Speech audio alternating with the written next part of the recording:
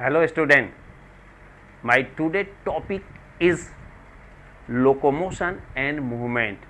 Rapid revision series में आज मैं डील कर रहा हूँ लोकोमोशन एंड मूवमेंट। आप जानते हैं मूवमेंट कहीं पर भी आई लिड की आपकी मूवमेंट हो रही है, जैसे मैं फिंगर की मूवमेंट कर रहा हूँ, लेकिन इसमें बॉडी पोजीशन चेंज नहीं हो रही है। It is just movement.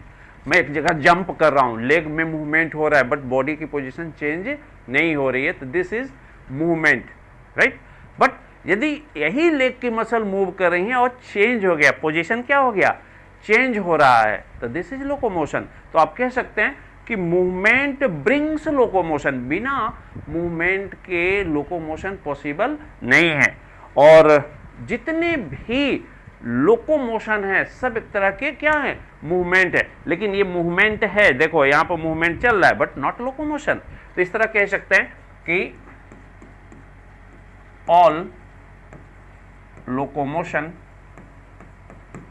locomotions are movement, but all movements are not locomotion, right. अब जल्दी से हम इस रैपिड रिवीजन की सीरीज में, ठीक है, देख लेते हैं टाइप्स ऑफ मूवमेंट, राइट। तो जो एनसीईआरटी में पोर्शन दिया हुआ है उससे आप एक बार गो थ्रू हो जाएंगे। एक है अमीबॉयड मूवमेंट, अमीबॉयड, और स्यूडोपोडियल, ठीक है, done bye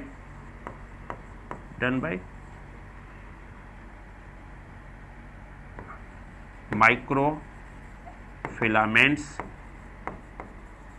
and streaming of cytoplasm.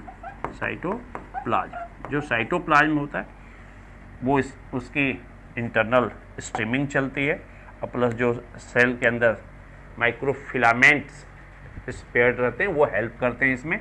Example ये आप जानते हैं, अमीबा तो शो करेगा ही करेगा आपके बॉडी में, ठीक है। जो मैक्रोफेजेज हैं, मैक्रोफेजेज एंड WBC, ल्यूकोसाइट्स। तो ल्यूकोसाइट्स के अंदर ये मूवमेंट चलता रहता है, right. Then next one is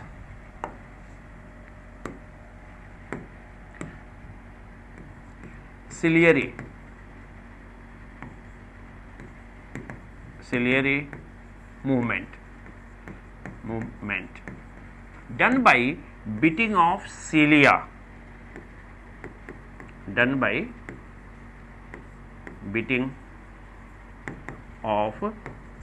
इसमें सिलिया होती हैं, ये बीट करती हैं, इससे होता है। और पैरामीशियम इसका वेल एग्जाम्पल है। पैरामीशियम में ये दो तरह से काम करते हैं, एक जगह केवल इसमें मूवमेंट शो होता है और एक जगह इसकी बीटिंग से लोकोमोशन शो होता है। मूवमेंट कहाँ शो होता है, फूड का, इन साइटोफेरिंग्स, राइट। तो example, beating of cilia of paramecium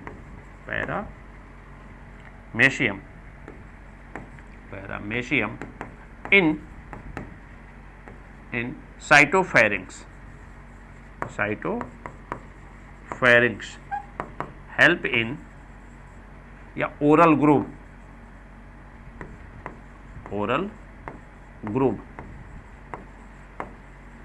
help in feeding, ये फीडिंग में हेल्प करेगा। जबकि बीटिंग ऑफ सरफेस, उसके बॉडी पे जो surface cilia help in locomotion, वो लोकोमोशन में हेल्प करेगा, राइट। देन आपकी बॉडी में सिलेरी मूवमेंट के क्या एग्जाम्पल हैं, तो आपके अंदर 2 जगह सिलिया हैं इन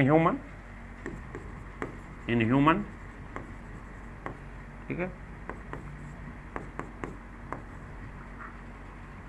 lining of respiratory tract, lining of respiratory tract, जिसकी बीटिंग से जो डस्ट पार्टिकल्स होती हैं वो स्वेप्ट आउट होती हैं।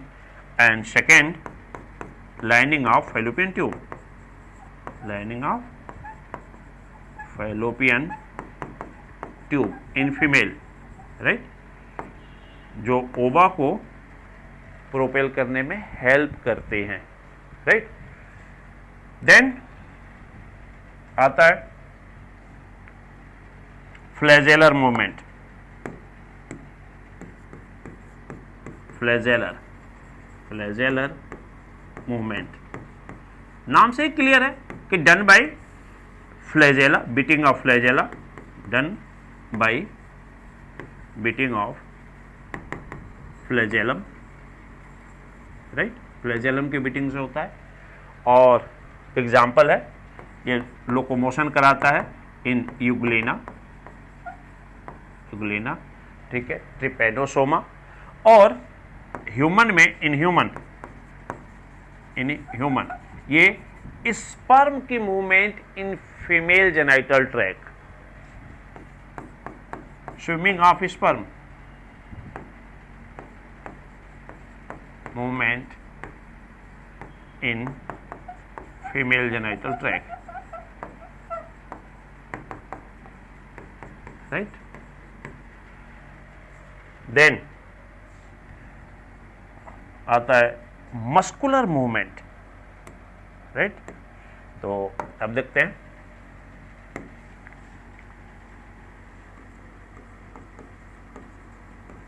Muscular movement done by muscle. आप जानते हैं कि जो मसल है, डन बाय मसल आपकी बॉडी वेट में, यानी जो ये मसल हैं, contribute 40 to 50% of body weight, right. ये 40 से 50% बॉडी वेट में कंट्रीब्यूट करती हैं। देन इनका जो नेचर है मसल्स का, या जो फीचर हैं, स्पेसिफिक फीचर्स हैं, उनमें आप देखेंगे कि इनके अंदर एक्साइटेबिलिटी होती है, एक्साइटेबिलिटी, राइट। इनके अंदर कॉन्ट्रैक्टिलिटी होती है, ठीक है। इनके अंदर एक्सटेंसिबिलिटी होती है, और इनके अंदर इलास्टिसिटी होती है, ये इलास्टिसिटी होती है, राइट। अब जो टाइप्स ऑफ मसल हैं, मसल थोड़ा सा इनको एक्सप्लोर कर लेना है शॉर्ट में, राइट। इन मसल्स को डिवाइड किया गया है ऑन द बेसिस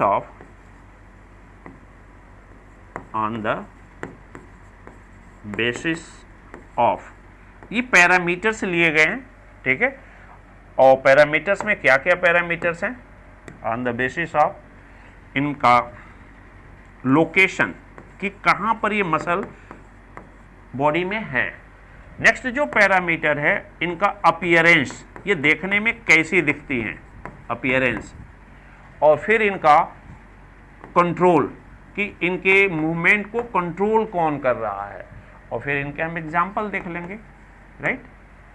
तो on the basis of location आप देखेंगे कि muscles are of 3 types, 3 type की मसल है, 1 2 3।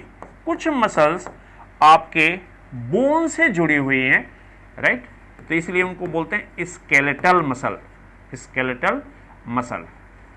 कुछ जो मसल हैं वो विसरल ऑर्गन में, यानी गट में, इंटेस्टाइन की वॉल में पाई जाती हैं, तो उनको हम बोलते हैं विसरल मसल, और कुछ हार्ट की वॉल में पाई जाती हैं, तो इसलिए बोलते हैं कार्डियक मसल। तो ये 3 टाइप हैं on the basis of what, location. यही तीनों फिर से ये डिवाइड हो जाते हैं on the basis of appearance. Skeletal muscle को हम देखेंगे तो उन पर स्ट्राइएशन या स्ट्रिप पाया जाता है, इसलिए अल्टरनेट, तो इनको हम स्ट्राइएटेड या स्ट्रिप्ड मसल कहते हैं, राइट। और प्रोमिनेंट स्ट्राइएशन पाया जाता है। जो विसरल मसल है उन पे कोई स्ट्राइएशन नहीं है, कोई स्ट्रिप नहीं है, तो इनको हम स्मूथ मसल कहते हैं, स्मूथ मसल, राइट। और जो कार्डियक मसल हैं इन पर स्ट्राइएशन है बट फेंट हैं, हल्के हैं, तो आप कह सकते हैं इनको क्या, फेंटली स्ट्राइएटेड। यानी आपकी बॉडी में ये 2 स्ट्राइएटेड हो गए, स्केलेटल मसल भी स्ट्राइएटेड हो गई और कार्डियक मसल भी स्ट्राइएटेड हो गई।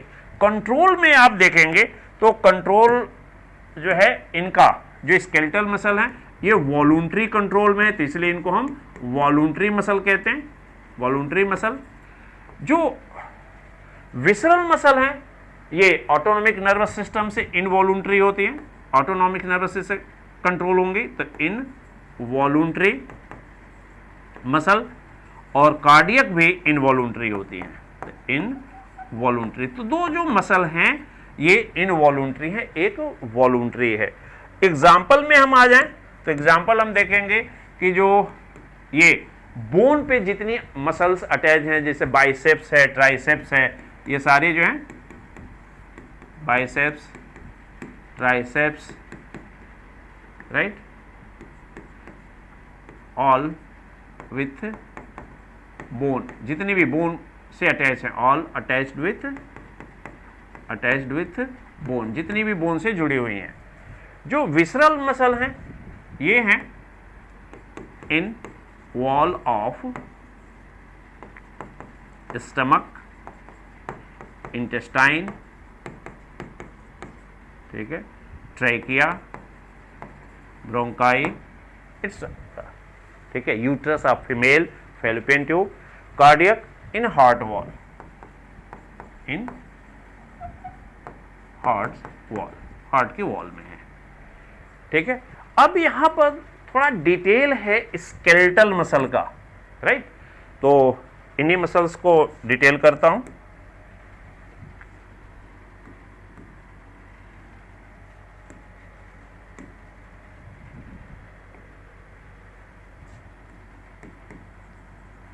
Skeletal muscle, right. ये जो मसल हैं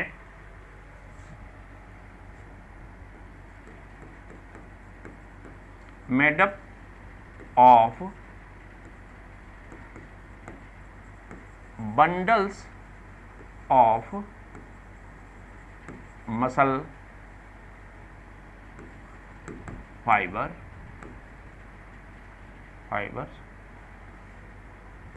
called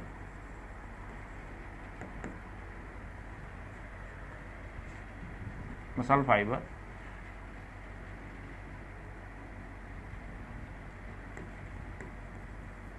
wrapped in common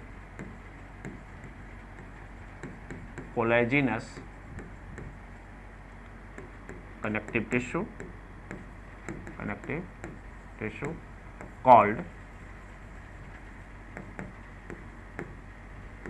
fascia। जो बंडल है, ठीक है, इनको फेसिकल भी कहते हैं, फेसिकल, ठीक है, मेड अप ऑफ फेसिकल और what, bundle of muscle fibre. ये ऐसे, ये मसल, एक मसल फाइबर है, फिर ये दूसरा मसल फाइबर है, राइट, ये तीसरा मसल फाइबर, ऐसे मसल फाइबर्स हैं, राइट। हर एक मसल फाइबर मल्टी न्यूक्लिएटेड है, इसमें ढेर सारे न्यूक्लियस हैं और ये न्यूक्लियस पेरीफेरल हैं, ये पेरीफेरी की तरफ पाए जाते हैं, ये मल्टी न्यूक्लिएटेड है, मीन्स सिंसिशियल है। इसके ऊपर ऐसे स्ट्राइएशन है, जगह जगह आपको डार्क और लाइट ऐसे स्ट्रिप दिखाई देंगे, इसमें ऐसे स्ट्रिप है, ये केवल रिप्रेजेंटेशन के लिए है, तो दैट इज कॉल्ड स्ट्राइएशन। तो हर एक मसल फाइबर ऐसे स्ट्राइएटेड है और ये एक बंडल बनाता है, राइट। ये जो मसल फाइबर हैं ऐसे एक बंडल बनाते हैं, ये एक बंडल हो गया। ऐसे ही सेवरल बंडल हैं, ढेर सारे बंडल आएंगे और वो सारे बंडल, राइट, ऐसे ही और भी बंडल होंगे ऐसे मसल फाइबर के, और ये सारे बंडल फिर से बाहर से एक कॉमन कोलेजनस शीथ में क्या हो जाएंगे, कवर्ड हो जाएंगे, जिसको हम फेसिया कहेंगे और पूरा एक मसल बन जाएगी, राइट। देन अब इसमें से एक मसल फाइबर को हम देखेंगे, राइट। तो सिंगल मसल फाइबर,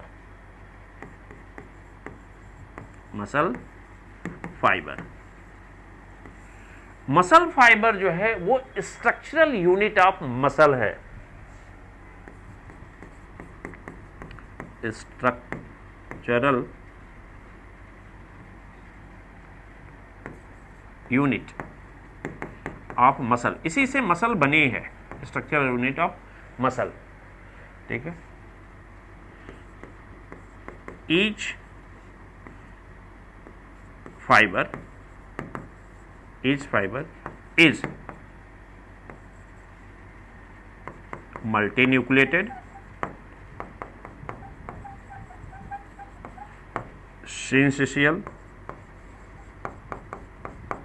यानी कोई सेप्टा नहीं है, covered by plasma membrane called sarcolemma, enclosing fluid inside called sarcoplasm, उसके अंदर सार्कोप्लाज्म होगा, फ्लूइड होगा, sarcoplasm, right. Sarcoplasm contain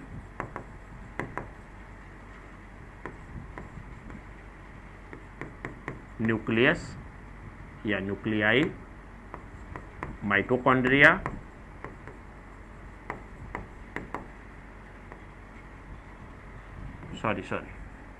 okay, sarcoplasm contain nuclei, mitochondria and sarcoplasmic reticulum,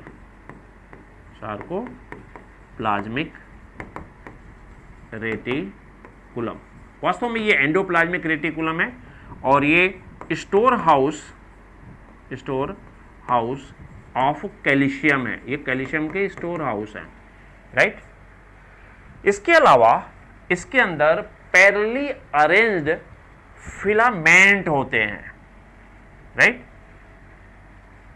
contain parallelly arranged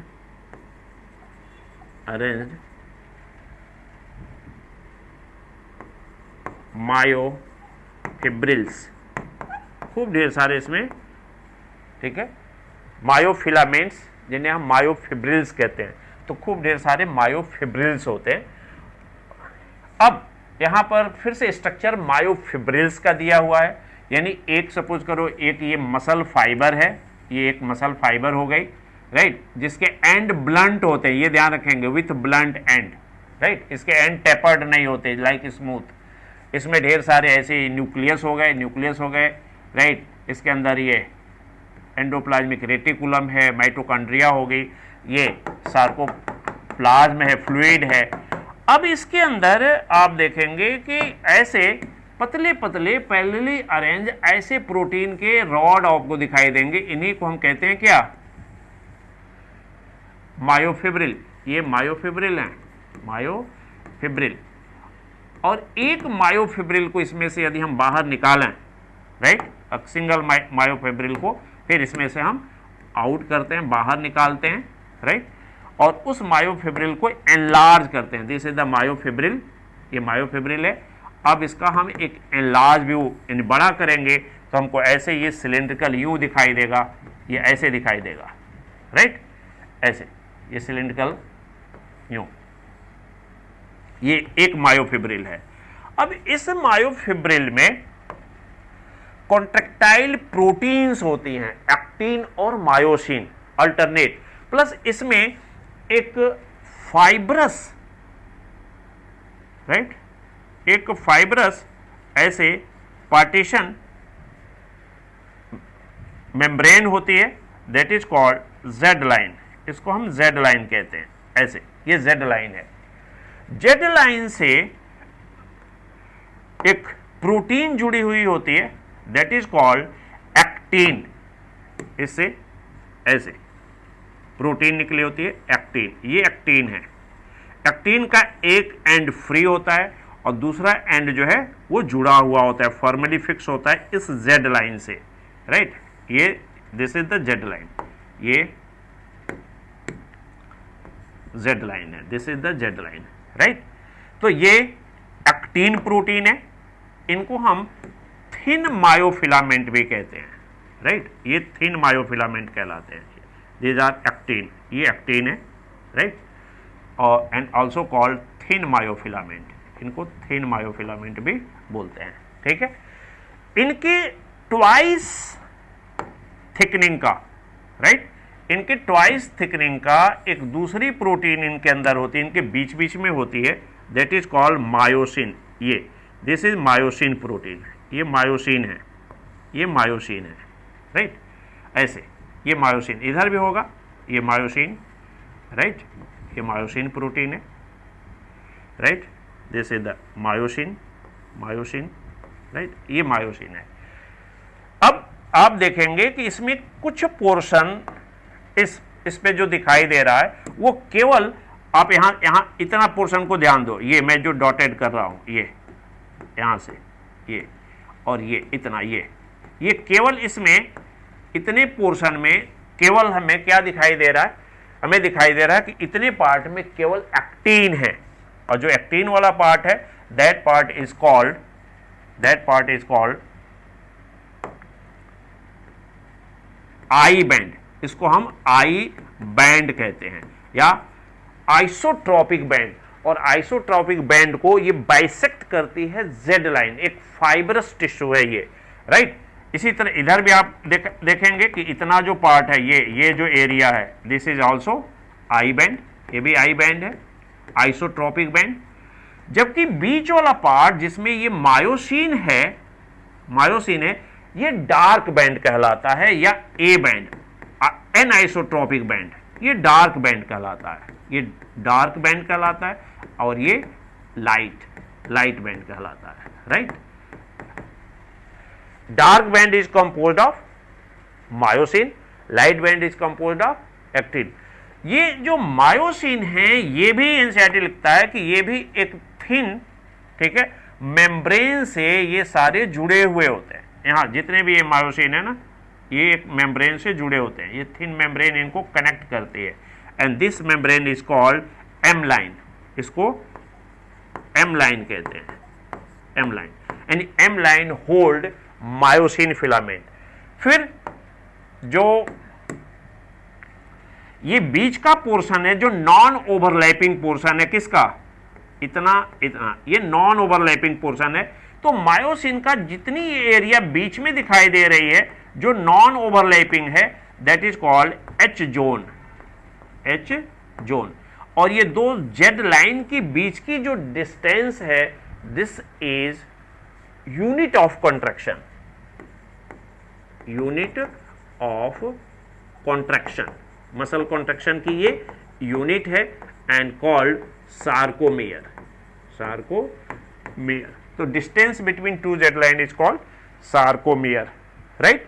तो ये एक मायोफिब्रिल का स्ट्रक्चर हो गया, यानी जो ग्रीन वाला है ये एक्टिन है, राइट, और जो ये पिंक वाला है ये मायोसिन है। मायोसिन को थिक फिलामेंट कहते हैं और एक्टिन को थिन फिलामेंट कहते हैं। मायोसिन एक्टिन एक्टिन की लगभग ट्वाइस थिकनिंग की होती है। इसकी जो डायमीटर है एक्टिन की अराउंड 50 एंगस्ट्रॉम होता है, इसका 100 से 120 एंगस्ट्रॉम तक होता है, राइट। तो ये स्ट्रक्चर हो गया मायोफिब्रिल का। अब एनसीईआरटी फिर इन एक्टिन और मायोसिन की भी स्ट्रक्चर को एक्सप्लेन किया हुआ है, इनके ये प्रोटीन कैसे बनी हुई हैं, राइट। तो structure of contractile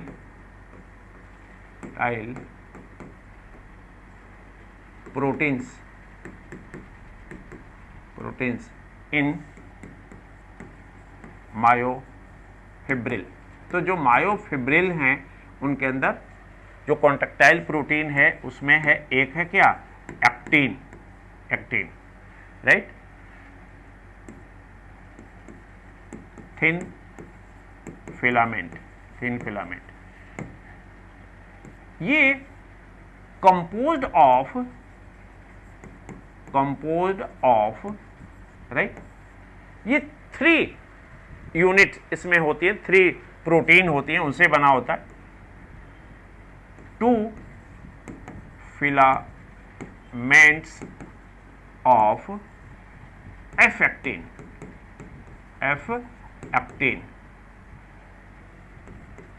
2 filaments of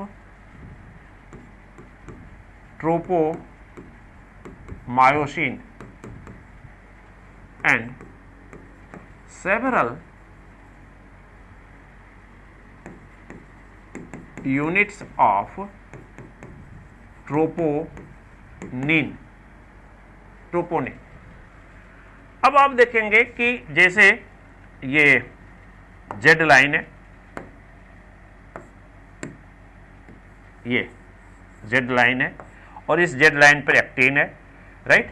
तो यहां आपको ऐसे जब इसको इनलार्ज करेंगे हम एक्टिन को, तो ये ऐसे ग्लोबुलर प्रोटीन की 2 यूनिट आपको दिखाई देगी। ऐसे ये ग्लोबुलर प्रोटीन है और इस ग्लोबुलर प्रोटीन को कहते हैं जी एक्टिन, और इस जी एक्टिन का नीचे वाला पार्ट इसका एक्टिव साइट है, ये एक्टिव साइट है, राइट। ये this is the active site of what, G actin. ये एक्टिव साइट है, राइट। ये पूरा एक पॉलीमराइज जो रॉड बन गया, इस पूरे स्ट्रक्चर को हम बोलते हैं एफ एक्टिन, फिलामेंटस एक्टिन। यानी F actin is a polymer of what, G actin. ये जो जी एक्टिन है यही पॉलीमराइज होकर क्या बनाते हैं, एफ एक्टिन। अभी तो आप एक सिंगल रॉड देख रहे हैं, वास्तव में इसकी 2 रॉड होती है, एक इसके पीछे और ये एक दूसरे से जैसे डीएनए हेलिक्स आपस में लिपटा हुआ होता है, ऐसे लिपटी होती है। मैं यहाँ नॉर्मल ऐसे ड्रॉ कर दे रहा हूं, ये हेलिकल होती है, राइट। तो ये 2 यूनिट हो गई, 2 फिलामेंट हो गया किसके, एफ एक्टिन के, और हर एफ एक्टिन किसका पॉलीमर है, जी एक्टिन का। अब आता है कि इनके चारों तरफ एक लिपटी हुई प्रोटीन होती है, राइट, ऐसे यूं, इन पे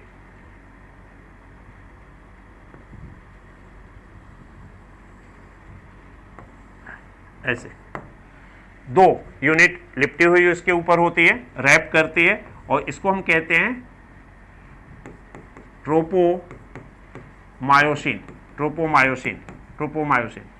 और इन ट्रोपोमायोसिन पे आप देखेंगे कि जगह जगह ट्रोपोनिन होती हैं। ट्रोपोनिन में वास्तव में 3 यूनिट होती हैं। एक यूनिट इस ब्लू वाली यानी ट्रोपोमायोसिन से जुड़ी होती है, ऐसे ट्रोपोमायोसिन से जुड़ी है, इसको कहते हैं टीपीटी। एक यूनिट यहां से निकली होती है और जो जी एक्टिन का एक्टिव साइट है उसको ढकी रहती है, और एक यूनिट यहां बाहर की तरफ रहती है कि जिस पर क्या जुड़ता है, कैल्शियम जुड़ता है। तो इस तरह हम देखेंगे कि ये सेवरल यूनिट, ये 3 सब यूनिट से मिलकर बनी होती हैं, और ये इसके ऊपर डिस्ट्रीब्यूटेड होती हैं, राइट। रेगुलर इंटरवल पर ये डिस्ट्रीब्यूटेड होती हैं, और इनको हम ट्रोपोनिन कहते हैं, राइट। ट्रोपोनिन जब मसल रेस्ट में होती है तो इस एक्टिव साइट को मास्क की रहती है, इनएक्टिव बनाए रहती है, राइट, और ये मायोसिन से जुड़ नहीं सकता। तो ये स्ट्रक्चर हो गया किसका, एक्टिन का। यानी जो ट्रोपोनिन है, यदि मैं डिटेल कर दूं तो ट्रोपोनिन की एक यूनिट जिसको हम कहते हैं सब यूनिट टीपीटी, एक यहीं से यूनिट सब यूनिट निकली होती है टीपीआई, ये इनहिबिटरी है, और एक यूनिट यहां जुड़ी होती है जिसको हम कहते हैं टीपीसी, इस पे कैल्शियम जुड़ता है, और ये टीपीटी ये ट्रोपोमायोसिन से जुड़ी है, और टीपीआई ये इनहिबिट किया है एक्टिव साइट को। देन आता है थिक फिलामेंट। जो थिक फिलामेंट है, thick filament, structure of thick filament, right, that is myosin. यदि हम मायोसिन को देखें तो made up of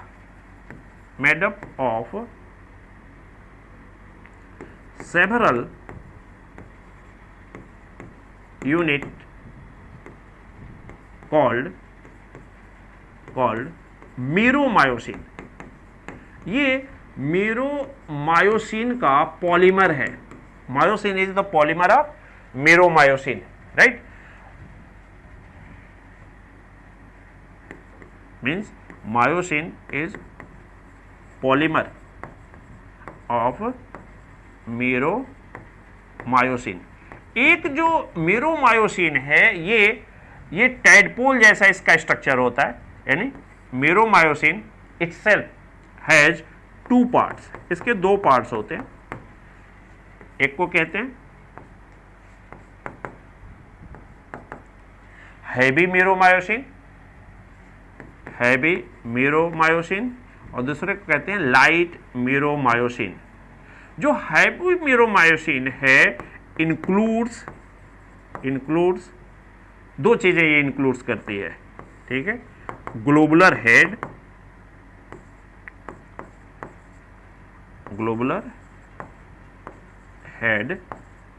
and short arm या नेक भी बोलते हैं इसको। जो लाइट मीरोमायोसिन है कंसिस्ट या include only one, and that is tail. यदि स्ट्रक्चर हम इसका ड्रॉ करें जो एनसीईआरटी में दिया हुआ है, तो ऐसे हेलिकल डीएनए जैसे, राइट, हेलिकल इसकी टेल होती है, डबल हेलिकल टेल है, राइट, ये प्रोटीन फिलामेंट है। फिर ऐसे थोड़ी सीधी इसकी क्या बनती है, ये शॉर्ट आर्म या नेक बनती है, और फिर ये ऐसे ग्लोबुलर हेड बना लेते हैं, ऐसे, ये ग्लोबुलर हेड है, राइट। जो इसका ग्लोबुलर हेड है, राइट, ये खुद एक एंजाइम जैसा काम करता है, राइट।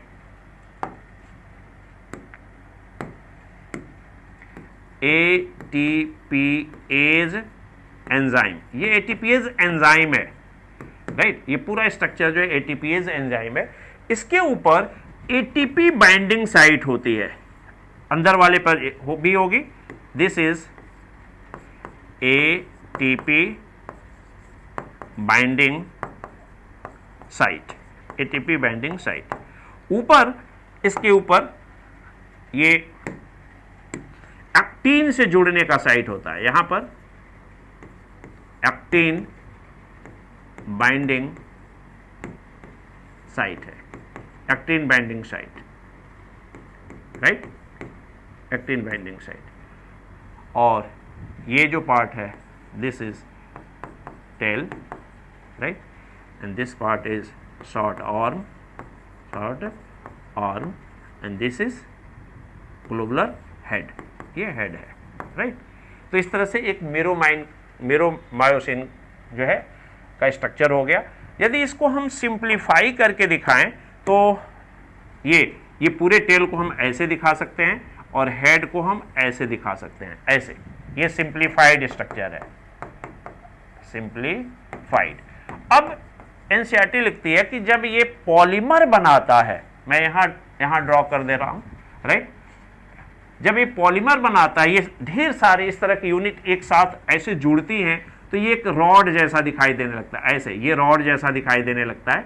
वास्तव में इस रॉड में होता क्या है कि ये इसकी यूनिट है, ये टेल ऐसे चल रही है, और हेड ऐसे ऊपर की तरफ प्रोजेक्ट हो जाता है। फिर ये टेल चल रही है, हेड प्रोजेक्ट हो जाता है। तो एक पर्टिकुलर एंगल पर और पर्टिकुलर डिस्टेंस पर इसका हेड जो है ये सरफेस से बाहर की तरफ जो है ये प्रोजेक्ट हो जाता है, और फिर इसको हम कहते हैं क्रॉस आर्म। ये उल्टा भी ऐसे फिर इधर से भी लगा रहेगा कि इधर से टेल जा रही है और ये इसका हेड प्रोजेक्ट हो गया, टेल जा रही है, हेड प्रोजेक्ट हो गया, यहाँ से टेल जा रही है, हेड प्रोजेक्ट हो गया, ये टेल जा रही है, हेड प्रोजेक्ट हो गया, राइट। तो इस तरह से आप देखेंगे कि इस पे ये सेवरल मेरोमायोसिन मॉलिक्यूल का बना है, और ये जो मेरोमायोसिन का जो टेल है ये इसका मेन बॉडी बना देता है, ठीक है, मायोसिन का। और जो इसका हेड है एक रेगुलर इंटरवल पर और रेगुलर पर्टिकुलर एंगल पर सरफेस पर प्रोजेक्टेड रहता है, और यहां पर ये कहलाता है क्रॉस आर्म, यही क्रॉस आर्म कहलाता है, राइट। यहीं पर जो हेड है वहां पर क्या कहलाएगा, क्रॉस आर्म कहलाएगा, राइट। तो ये हो गया स्ट्रक्चर। अब आता है मैकेनिज्म ऑफ कॉन्ट्रैक्शन। ये जो मसल होती हैं, आप देखेंगे कॉन्ट्रैक्शन मैकेनिज्म समझने से पहले थोड़ा सा ऐसे समझिए कि ये एक मसल है, ये मसल की कोई सीट है, राइट, और ऊपर से इसमें नर्व आ रही है, जो सीएनएस है, ब्रेन है, स्पाइनल कार्ड है, उससे ये नर्व आ रही है, राइट, ये साइटोन है, राइट, ए आर है, और ये नर्व आ करके यहाँ पर जंक्शन बनाती है, ऐसे ये नर्व एंडिंग्स है, और इन नर्व एंडिंग पे ये जो मसल के जो ये सार्कोलेमा है, ऐसे कप लाइक स्ट्रक्चर बनाती है, जंक्शन बनाती है, जिसको कहते हैं न्यूरोमस्कुलर जंक्शन, और ये मसल फाइबर है, राइट।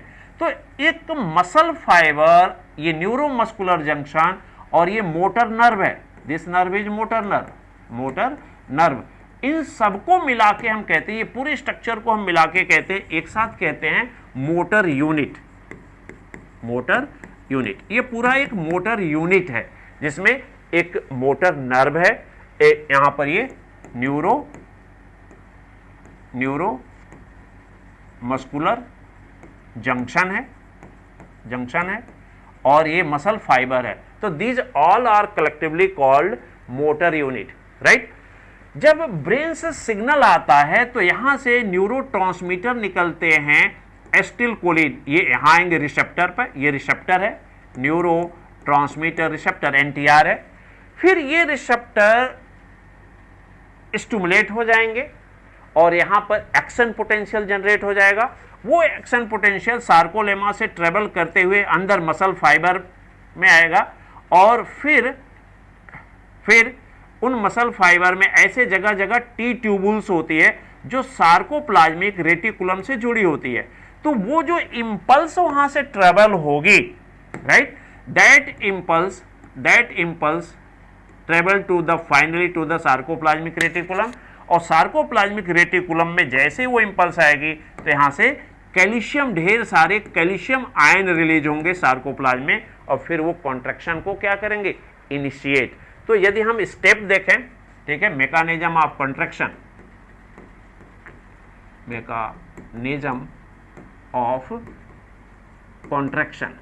तो ये स्लाइडिंग फिलामेंट थियरी है, और इस कॉन्ट्रैक्शन में जो थिन फिलामेंट हैं,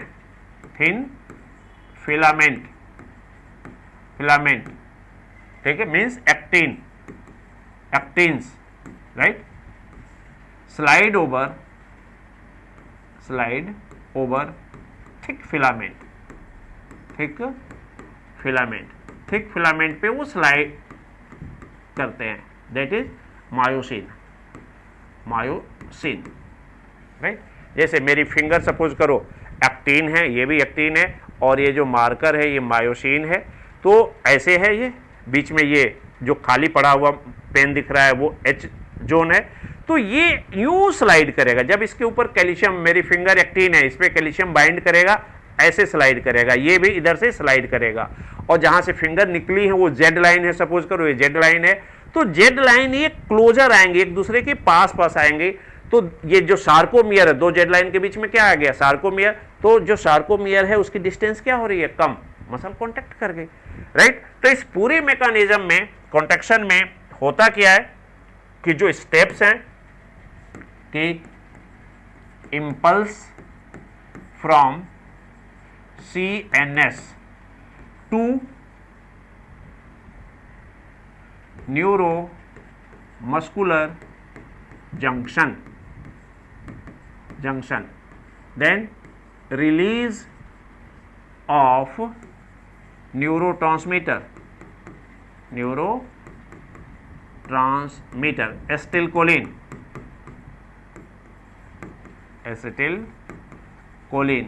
right? Neurotransmitter binding on neurotransmitter receptor of sarcolemma, right. फिर क्या होगा, generation of impulse,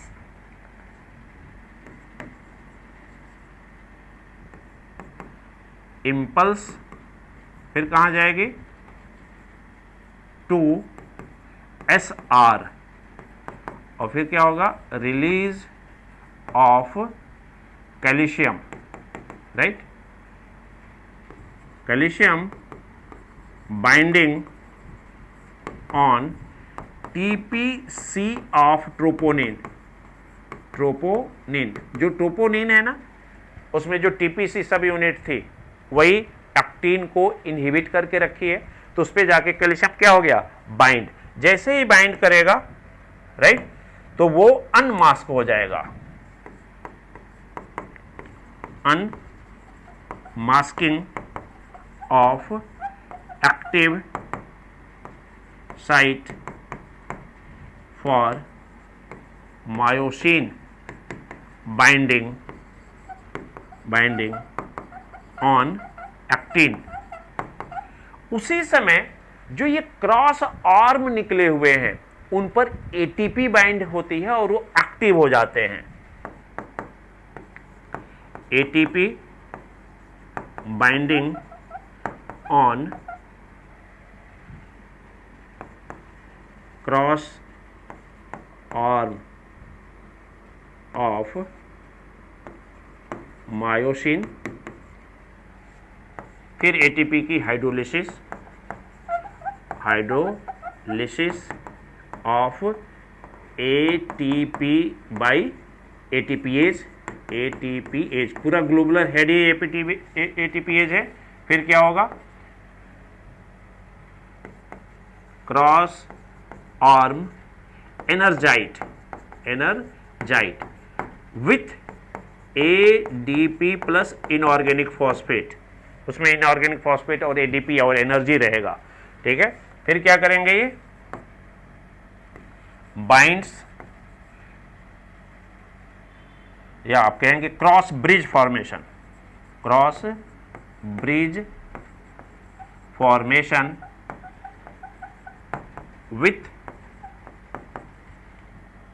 with actin के साथ बना लिया।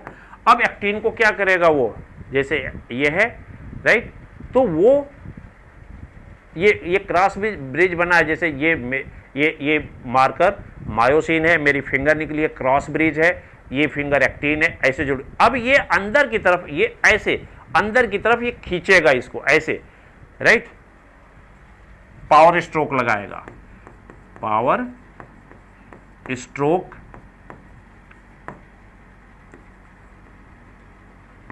और आप देखेंगे कि sliding of actin over myosin, right, और रिजल्ट क्या आएगा, मसल कॉन्ट्रैक्शन, मसल कॉन्ट्रैक्ट हो गई। और मसल कॉन्ट्रैक्ट हो गई तो जो ए बैंड है उसकी लेंथ सच रह जाएगी, उसमें कोई चेंज नहीं आएगा। जैसे ये सपोज करो मार्कर वाला जो साइज है मायोसिन वाला ए बैंड है, तो ये एक्टिन इसके ऊपर स्लाइड कर रहा है, तो ये सिकुड़ नहीं रहा है, तो इसकी लेंथ क्या रहेगी, अनचेंज। जो आई बैंड है, जो फिंगर के बीच में जो जगह है, ये केवल फिंगर है, वो आई बैंड है। आई बैंड छोटी हो गई, क्यों? क्योंकि ये चली गई किसके अंदर? ए बैंड के अंदर। तो आई बैंड की साइज छोटी हो जाएगी, जेड लाइन की साइज छोटी हो जाएगी, एच जोन डिक्रीज कर जाएगा या डिसअपियर हो जाएगा, लेकिन ए बैंड रिमेन अनचेंज। ये क्वेश्चन पूछा जाता है। ये प्रोसेस तब तक चलती रहती है कि जब तक ये कैल्शियम निकलते रहेंगे, सिग्नल आता रहेगा।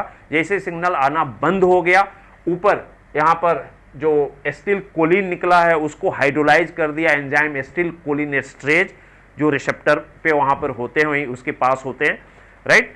और फिर सिग्नल आना बंद हो जाएगा और जो कैल्शियम है वो पीछे बैक पंप हो जाएंगे सार्कोप्लाज्मिक रेटिकुलम में, और मसल फिर रिलैक्स हो जाएगी, जेड लाइन अपने रिलैक्स पोजीशन पे चली जाएगी, राइट। तो ये है कॉन्ट्रैक्शन का मैकेनिज्म। थोड़ा सा यहां पर दिया हुआ कि जो मसल फाइबर होते हैं वो भी डिफरेंट टाइप के होते हैं। एक दिया हुआ है रेड मसल फाइबर और एक दिया है व्हाइट मसल फाइबर, राइट। तो रेड मसल फाइबर में कहा जाता है कि फटीग नहीं होती, व्हाइट मसल फाइबर में क्या हो जाती है? फटीग हो जाती है। ऐसा क्यों? ऐसा इसलिए कि रेड मसल फाइबर में बहुत ज्यादा मायोग्लोबिन होते हैं, मायोग्लोबिन, राइट, मोर, ये मोर मायोग्लोबिन है। व्हाइट में लेस मायोग्लोबिन होते हैं। मायोग्लोबिन क्या करते हैं? मायोग्लोबिन ये ऑक्सीजन देते हैं। जब रैपिड कॉन्ट्रैक्शन होता है उस समय ये ऑक्सीजन सप्लायर हैं। तो यहां तो ऑक्सीजन मिलती रहेगी, यहां नहीं मिलेगी तो एनारोबिक रेस्पिरेशन होगा और लैक्टिक एसिड बनेगा और मसल क्या हो जाएगी? फटीग। आप जानते हैं कि ग्लाइकोजन का एनारोबिक ब्रेकडाउन होगा अल्टीमेटली, तो उससे लैक्टिक एसिड बनेगा और लैक्टिक एसिड से मसल फटीग हो, तो ये फटीग हो जाएगी। ये फटीग नहीं होगी।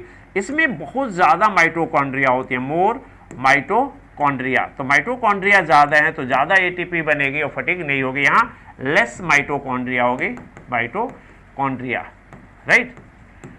लेकिन यहां पर लेस सार्कोप्लाज्मिक रेटिकुलम होती है, यहां पर मोर सार्कोप्लाज्मिक रेटिकुलम होती है। इससे फायदा क्या होता है कि सिग्नल मिलते ही ये रिलीज, राइट, मोर कैल्शियम, बहुत ज्यादा कैल्शियम निकाल देगा, ठीक है, बहुत फास्ट निकालेगा और इस तरह से रिजल्ट्स क्विक या फास्टर कॉन्ट्रैक्शन। तो मसल में जो कंट्रैक्शन होगा, सिग्नल देते देते तुरंत फास्ट कंट्रैक्शन हो जाएगा। इसमें लेस है तो यहां पर जो रिलीज होगा डिलेड, ठीक है, डिलेड रिलीज होगा, रिलीज ऑफ कैल्शियम, और इस तरह से यहां जो कॉन्ट्रैक्शन होगा वो स्लो कॉन्ट्रैक्शन होगा, राइट। तो इस तरह से आप रेड मसल फाइबर को कह सकते हैं कि ये स्लो मसल फाइबर है और व्हाइट मसल फाइबर जो है क्विक या फास्ट मसल फाइबर है, राइट। ये नेवर फटीग, ये कभी फटीग होगी ही नहीं, फटीग, क्योंकि इसमें कभी भी एनारोबिक रेस्पिरेशन नहीं होगा। यहां पर एनारोबिक हो जाएगा, इसलिए can be get fatigue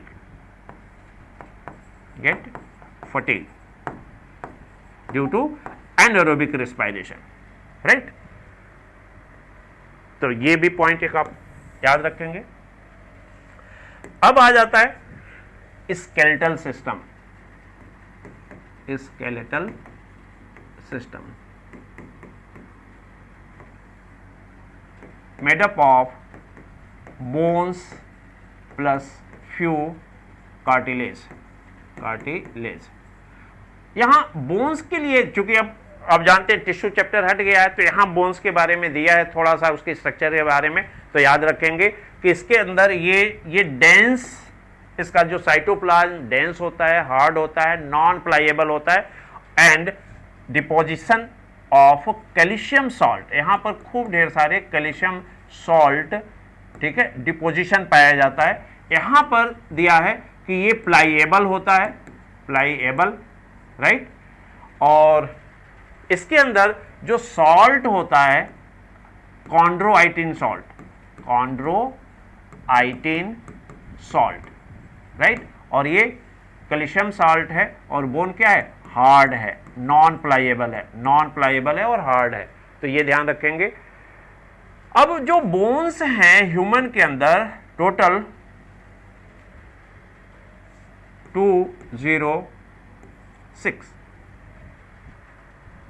right, और इन बोन्स को दो पार्ट में डिवाइड किया गया है।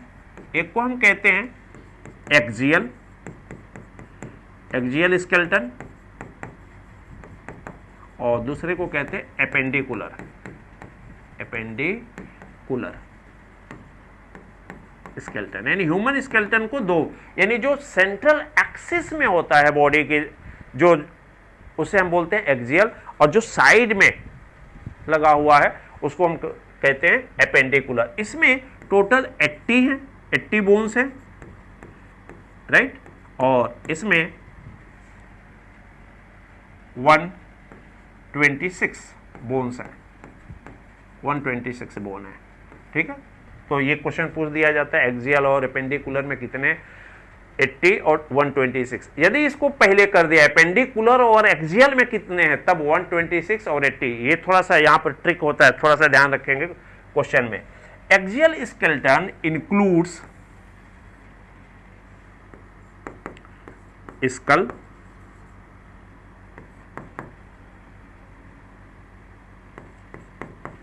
Sternum, ribs and vertebral column, vertebral column। अब स्कल के लिए लिखा हुआ है, बड़ा ये यूनिक बात है, थोड़ा ध्यान रखेंगे। Made up of 2 sets of bone, 2 sets of bones, ये 2 सेट्स इनमें बोन होती है। एक को कहते हैं क्रेनियल बोन, क्रेनियल, और दूसरे को कहते हैं फेशियल, फेशियल। जो क्रेनियल बोन है वो ब्रेन को हाउस करती हैं, ब्रेन बॉक्स बनाती हैं, और जो फेशियल बोन है उनके लिए एनसीईआरटी लिखा है कि ये सामने का, यानी स्कल का फ्रंटल पार्ट बनाती है, सामने का पार्ट ये बनाती है। क्रेनियल बोन 8 होती हैं और फेशियल बोन 14 होती हैं, यानी ये made up of 2 sets of total कितने हो गए, 22 बोन्स। तो एनसीईआरटी में लिखा है कि स्कल जो है 2 सेट्स ऑफ 22 बोन्स की बनी हुई है, 22 बोन्स, राइट। अब आगे लिखा है कि इसमें एक हॉयड है, यू शेप हॉयड, ठीक है, जो बकल कैविटी के बेस पर है। ये ध्यान रखेंगे, क्वेश्चन पूछा जा सकता है, at base of buccal cavity, buccal cavity, cavity is also included in skull, skull bone में। तो इस तरह से ये 22 यानी 14 और 8 और प्लस 1, ये 1 हाइड, ठीक है, 1 हाइड, तो ये हो गया कितना, 23 बोन। तो स्कल में यदि क्वेश्चन आया कि टोटल कितनी बोन है, 23, और made up of 2 sets of how many bone, तब 22। ध्यान रखेंगे किस तरह क्वेश्चन पूछा है। आगे इसमें दिया है ये फ्री बोन भी है, hide is what, free bone, ये कहीं से जुड़ी नहीं होती है, हाइड इज फ्री बोन। आगे लिखा है कि मिडिल ईयर में, हर एक साइड में मिडिल ईयर में 3 बोन्स होती हैं जिन्हें हम ईयर ऑस्किल कहते हैं, ठीक है। तो each middle ear has 3 bones called ear ossicle, ear ossicles, and namely malleus, incus और stapes। बट इनको स्कल बोन में इंक्लूड नहीं किया है एनसीईआरटी ने, तो ध्यान रखेंगे। सामने चेस्ट में एक ही बोन होती है, that is sternum, single bone है। रिब्स जो हैं 12 पेयर्स यानी 24 है, टोटल 24 है। इन रिब्स में आप देखेंगे कि जो फर्स्ट 7 हैं, फर्स्ट 7 इनको हम ट्रू रिब्स या इनको वर्टिब्रो स्टर्नल रिब्स कहते हैं। स्टर्नल रिब्स क्योंकि ये रिब्स पीछे वर्टिब्रल कॉलम से जुड़ी होती हैं। वहां 2 फेस होता है वर्टिब्रल से जुड़ने के लिए, ऐसे जुड़ती हैं वर्टिब्री से, और सामने की तरफ एक फेस होता है, एक जगह से जुड़ती हैं, तो बाइसिफेलिक भी बोलते हैं। तो वर्टिब्रल साइड में, मैं लिख नहीं रहा हूं इसको, टाइम है नहीं ज्यादा, तो वर्टिब्रल साइड में हर एक जो रिब्स है, ऐसे समझ को रही है रिब्स है और ये पीछे वर्टिब्री में जुड़ रही है, तो ये 2 पॉइंट पे जुड़ती है वर्टिब्री में, और सामने यदि स्टर्नम पे जुड़ रही है, स्टर्नम है ये, तो ये कार्टिलेज के हेल्प से जुड़ेगी और केवल एक ही पॉइंट पे जुड़ेगी। यहाँ कार्टिलेज है, ये कार्टिलेज के हेल्प से जुड़ेगी और यहाँ पर बोनी ज्वाइंट होगा वर्टिब्री पे, दिस इज स्टर्नम। तो इसलिए इसको हम बाइसिफेलिक कहते हैं, राइट। और इसके बाद जो नेक्स्ट 3 पेयर है यानी 8, 9 और 10, राइट, इनको हम फॉल्स रिब कहते हैं, फॉल्स रिब्स, राइट। और वर्टिब्रो कॉन्ड्रल रिब्स। क्यों वर्टिब्रो कॉन्ड्रल कहते हैं? पीछे तो ये बैकबोन में जुड़ी हुई होती है, राइट, ये पीछे बैकबोन में यानी वर्टिब्री से जुड़ी होंगी, लेकिन सामने जब ये आती है यहां, तो ये स्टर्नम से इनडायरेक्टली जुड़ती हैं। कैसे कि यहां से कार्टिलेज निकलेगा और ये कार्टिलेज ये जा करके, ये जो कार्टिलेज है जाके इस वाले कार्टिलेज में जुड़ता है। किस वाले में? जो 7th की कार्टिलेज है उसमें जुड़ता है। तो यहां पर जितनी भी आएंगी ये 3, ये सब के सब, राइट, ऐसे ही जुड़ेंगे। ये कार्टिलेज से, 7th वाले कार्टिलेज से जुड़ती हैं, इसीलिए इनको हम कहते हैं क्या? ठीक है, इसीलिए इनको हम बोलेंगे फॉल्स रिब या वर्टिब्रो कॉन्ड्रल। इसके बाद जो रिब्स आती हैं वो पीछे से तो आएंगी, राइट, ऐसे ये पीछे से आ रही हैं, लेकिन ये टर्मिनल इनका फ्री रहेगा। ठीक है, इधर ये बैकबोन में तो जुड़ी होगी, लेकिन सामने वेंट्रल साइड में ये फ्री रहेंगे। तो फिर जो 11th और 12th नंबर की हैं उनको हम कहते हैं floating ribs, floating ribs, right, floating ribs.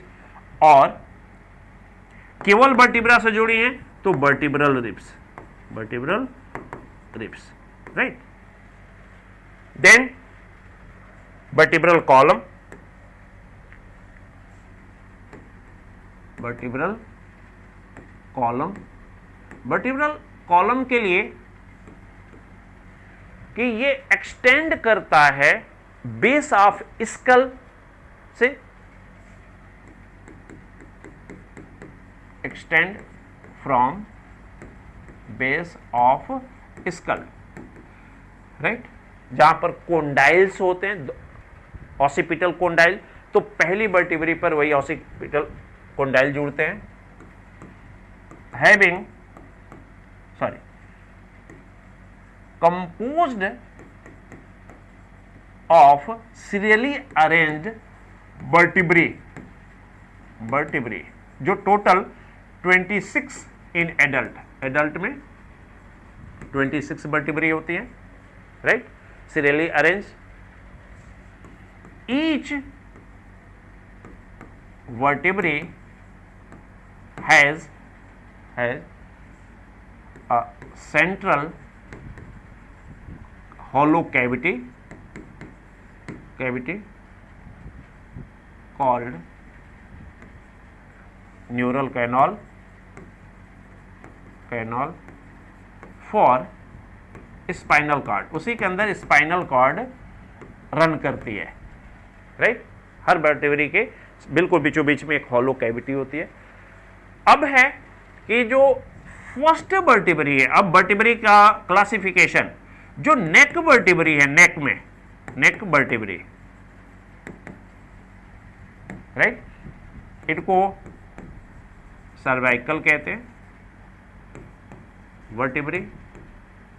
और लिखा है एनसीईआरटी में ऑलमोस्ट सारे मैमल में 7 इन नंबर, 7 होती है, नंबर में टोटल 7। फिर जो चेस्ट रीजन की वर्टिब्री है, वर्टिब्री इन चेस्ट रीजन, या इसको हम कहते हैं थोरेसिक वर्टिब्री, थोरेसिक वर्टिब्री, और ये 12 है। फिर जो एब्डोमेन रीजन में है, vertebrae in abdomen region, right, इनको लंबर वर्टिब्री कहते हैं, लंबर वर्टिब्री, और ये 5 है। फिर वर्टिब्री इन हिप रीजन, इसको सैक्रल वर्टिब्री कहते हैं, और ये फ्यूज्ड होती है, ये 5 वर्टिब्री इसमें फ्यूज होती है और सिंगल हो जाती है, ये फ्यूज्ड है, फ्यूज।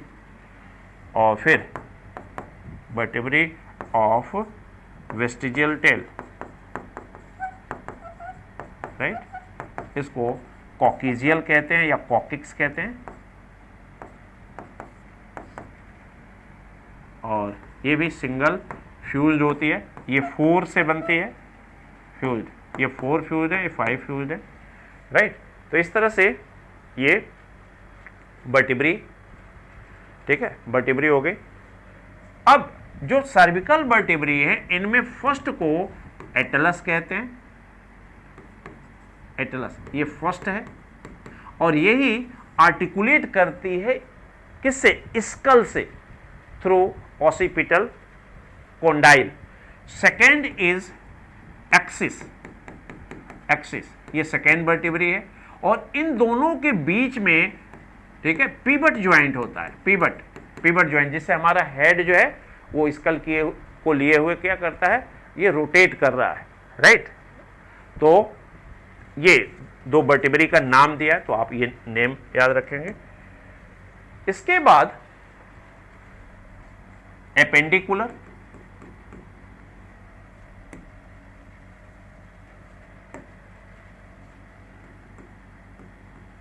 एपेंडिकुलर स्केलेटन,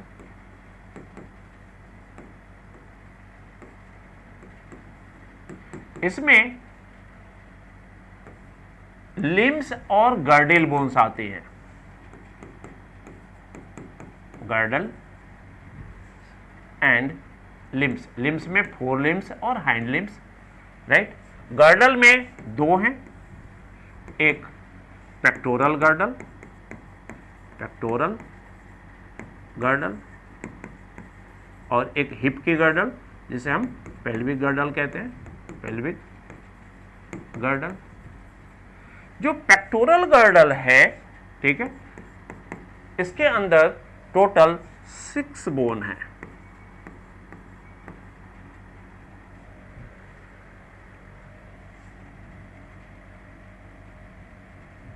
सॉरी, ये गर्डल में ही टोटल, ठीक है, 6 बोन है, और 120 बोन्स हैं लिम्ब में, ठीक है। पेक्टोरल गर्डल में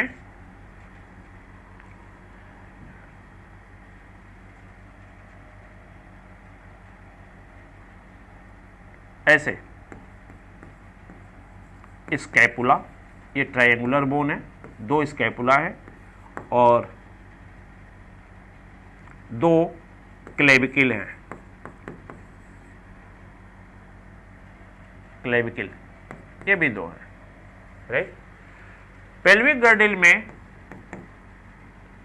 2 कॉक्सल बोन है, कॉक्सल बोन्स, राइट। यानी पेक्टोरल गर्डल का नंबर पूछा जाए तो 1 है, पेल्विक गर्डिल का नंबर पूछा जाए तो 1 है।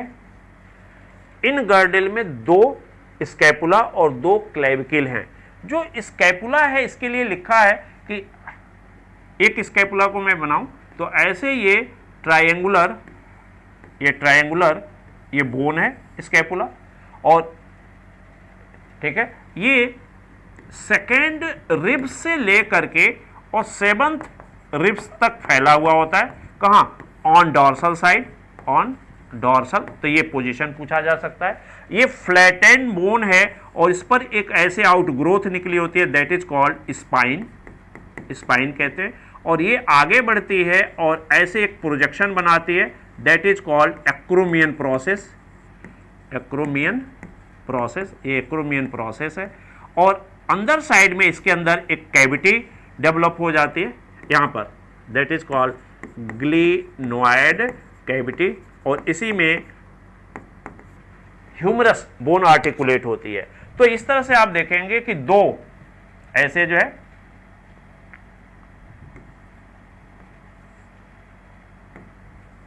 ये स्कैपुला 2 होंगे, राइट,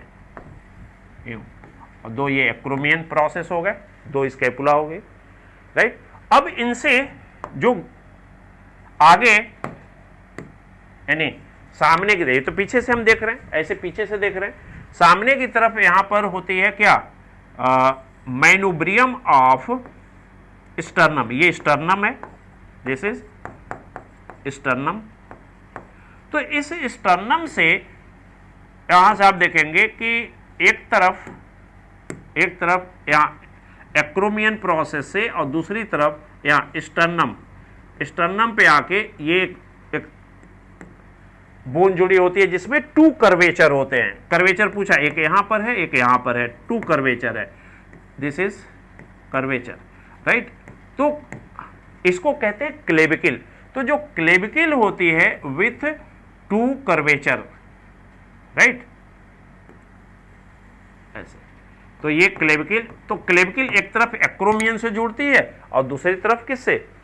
स्टर्नम से। तो क्लेविकल के लिए लिखा है, आपसे क्वेश्चन पूछा जा सकता है कि हाउ मेनी कर्वेचर्स, तो 2 कर्वेचर, हर एक क्लेविकल में 2 कर्वेचर है। तो ये हो गया पेक्टोरल गर्डिल। पेल्विक गर्डिल को आप देखोगे तो ऐसे एक, इसको हम कहते हैं, ये वास्तव में एम्ब्रियोनिक कंडीशन में ये 3 बोन से मिलकर बनी हुई होती है, राइट। एक ये पार्ट है, इसको कहते हैं हम कॉक्सल बोन। एक कॉक्सल बोन हो गई, फिर ऐसे ही एक और यहां दूसरी कॉक्सल बोन बनती है, राइट। ये this is the second coxal bone. ये 2 कॉक्सल बोन है और ये दोनों कॉक्सल बोन यहां पर फाइब्रो कार्टिलेज से आपस में जुड़ जाते हैं। ये फाइब्रो कार्टिलेज है, कार्टिलेजनस ज्वाइंट है ये, राइट। प्यूबिक सिम्फाइसिस कहते हैं इसको, राइट। अब यहीं से तो ये एक हो गया क्या? एक कॉक्सल बोन ये हो गई और एक कॉक्सल बोन ये हो गई। तो 2 कॉक्सल बोन और पूरा ये बन गया क्या? Pelvic girdle, right. इन्हीं पेल्विक गर्डिल से यहां पर ये जो स्ट्रक्चर है, this is called acetabulum, acetabulum. और इसी एसिटेबुलम से जो फीमर है लेग की, वो यहां जुड़ती है। जो फीमर ऐसे नीचे से फीमर आ रही है, उसका हेड आके यहां पर जुड़ेगा। ये फीमर की हेड है, दिस इज द फीमर। ये फीमर बोन है, उसकी हेड आके यहां पर आर्टिकुलेट होगा, राइट, दिस इज फीमर। तो फीमर का हेड एसिटिकुलम में, और जो ह्यूमरस बोन है, ये हाथ की ह्यूमरस बोन है, राइट, ये इसका हेड आके कहां जुड़ रहा है? ये ग्लिनोइड कैविटी में। तो this is the humerus, right. Then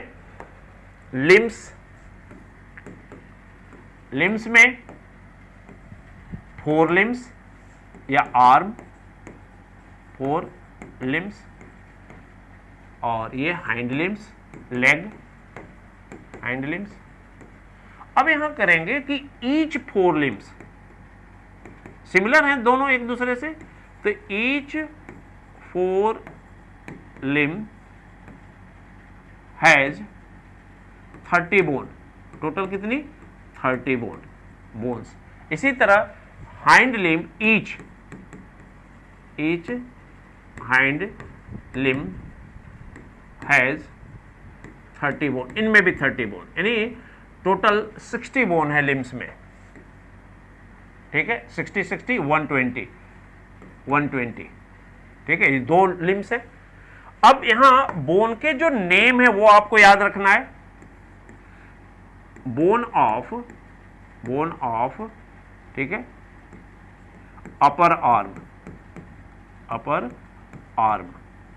फिर लोअर आर्म, फिर रिस्ट, फिर पाम, और फिर फिंगर्स। जो अपर आर्म की बोन है इसको कहते हैं ह्यूमरस। जो लोअर आर्म है इसमें 2 बोन है, एक है अल्ना और दूसरी है रेडियस। रिस्ट की जो बोन है इनको कार्पल्स कहते हैं, और ये टोटल 8 होती हैं और 2 रो में होती हैं, 4 + 4, ये सब 1 1 है। जो पाम है इसको कहते हैं मेटाकार्पल्स, और ये होती हैं 5। जो फिंगर हैं इनको कहते हैं फैलेंजेस, और ये होती है टोटल 14, और इनका फॉर्मूला है 2 3 3 3 3, राइट। तो ये थंब है, थंब में केवल 2 ही होती हैं और सारे फिंगर में 3 3 होती हैं।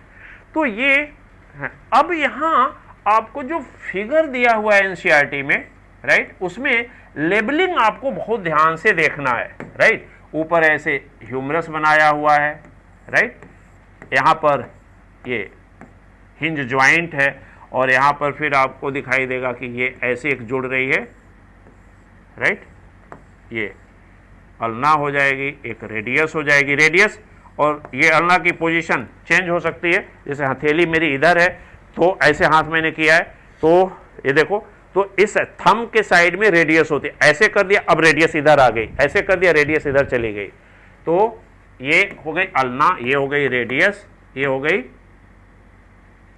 ह्यूमरस, और यहां 1 2 3 4 1 2 3 4 ये हो गए कार्पल्स, ये कार्पल्स हो गए। इसके बाद 1 2 3 4 5 ये हो गए मेटाकार्पल।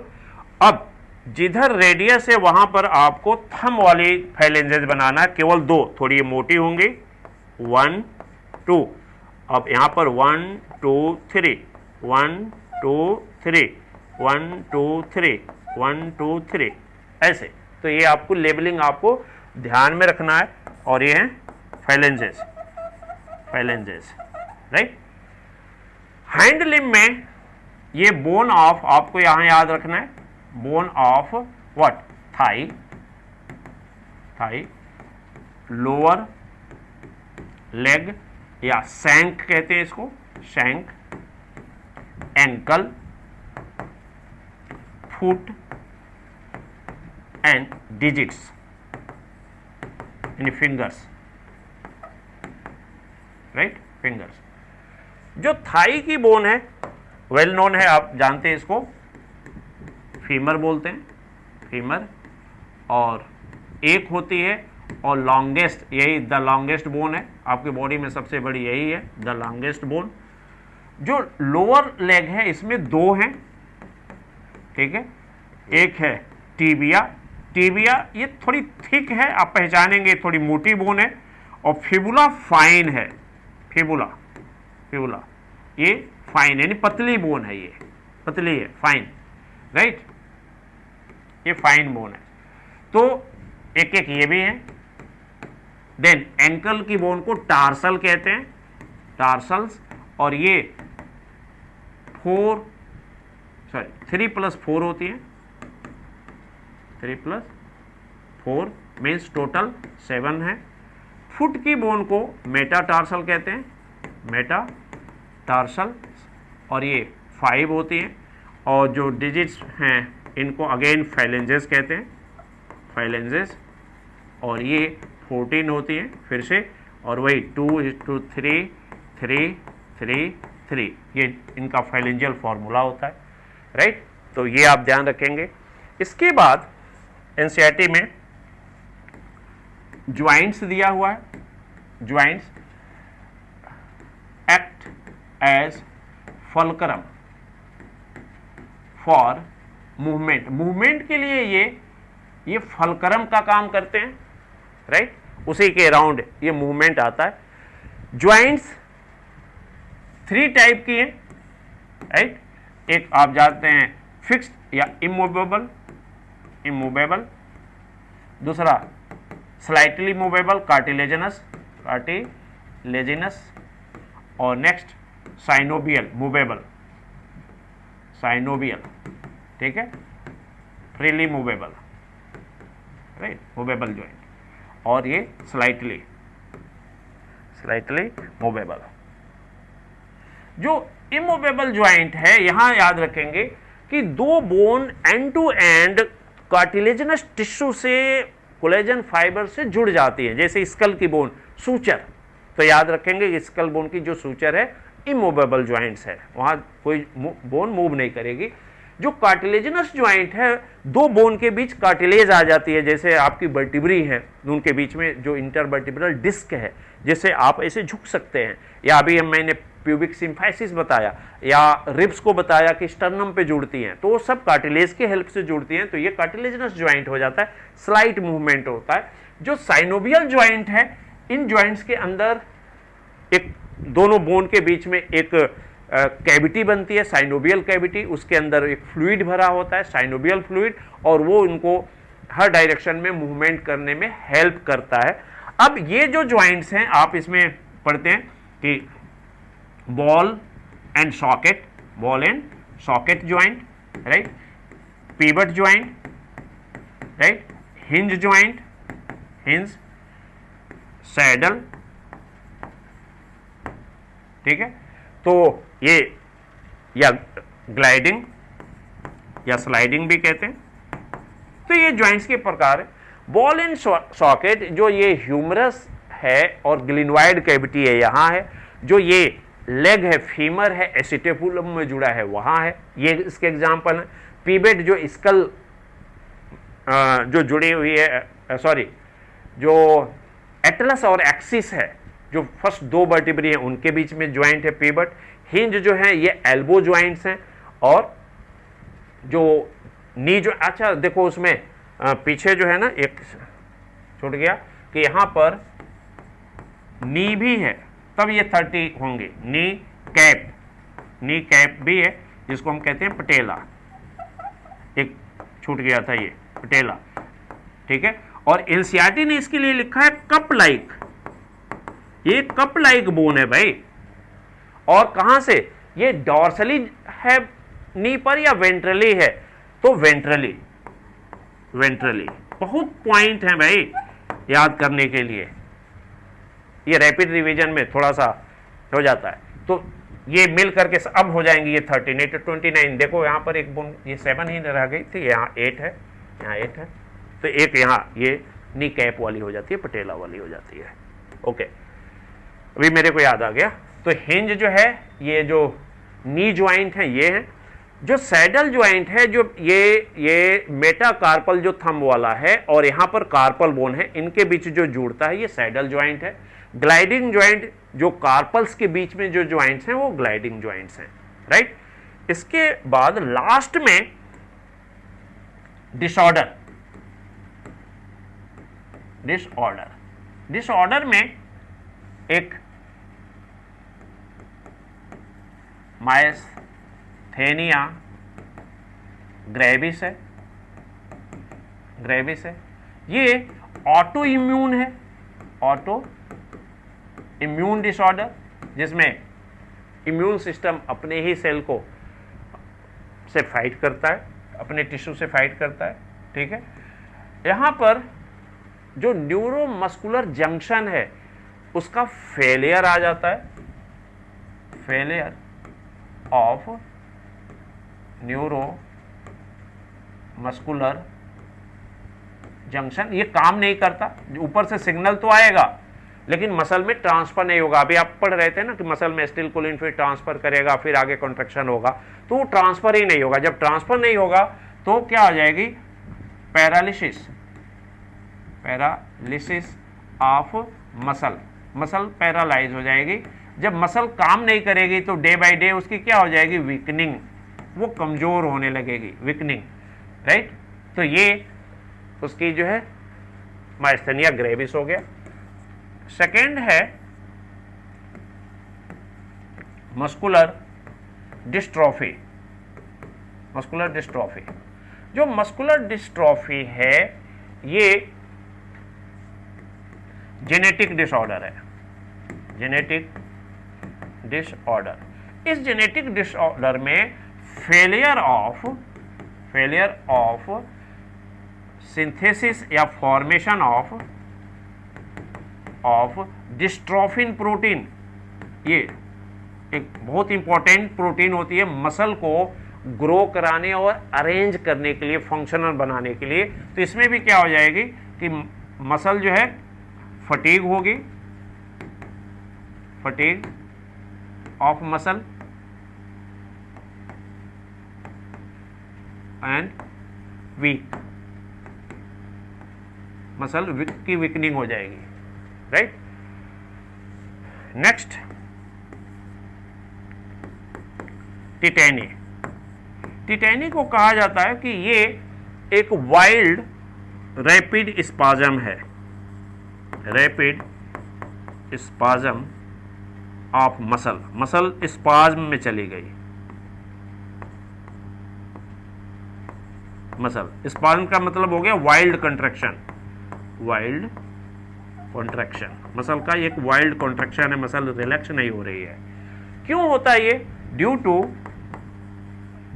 टू हाइपोकैल्सेमिया, हाइपोकैल्सेमिया, ठीक है, कैल्शियम कम हो गया, राइट। इस तरह से ये मसल क्या कर जाएगी, कांटेक्ट कर जाएगी। क्यों, कैल्शियम कम होने पर क्यों करेगी, ये डिटेल में पढ़ेंगे, ठीक है, रेगुलर क्लासेस में। देन ऑस्टियोपोरोसिस, ये बोन वीक हो जाती है, ठीक है, bone become porous and fracture prone, fracture prone, कभी भी ये फ्रैक्चर हो सकती है। क्यों, यहां पर भी कैल्शियम नहीं है ब्लड में, राइट, और इससे ये प्रॉब्लम हो रही है, ड्यू टू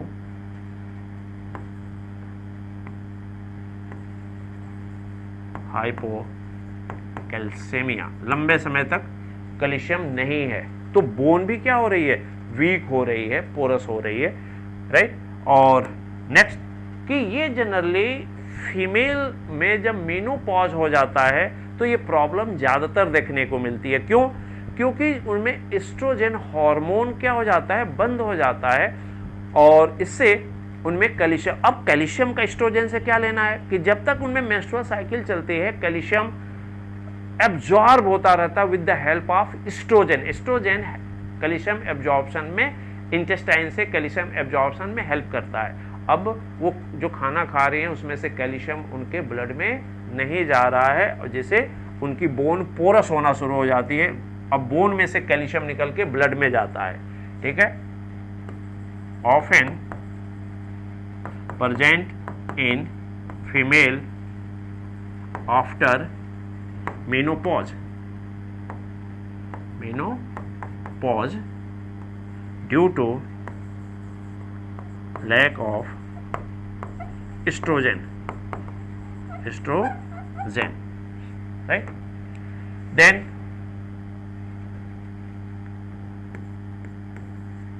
arthritis,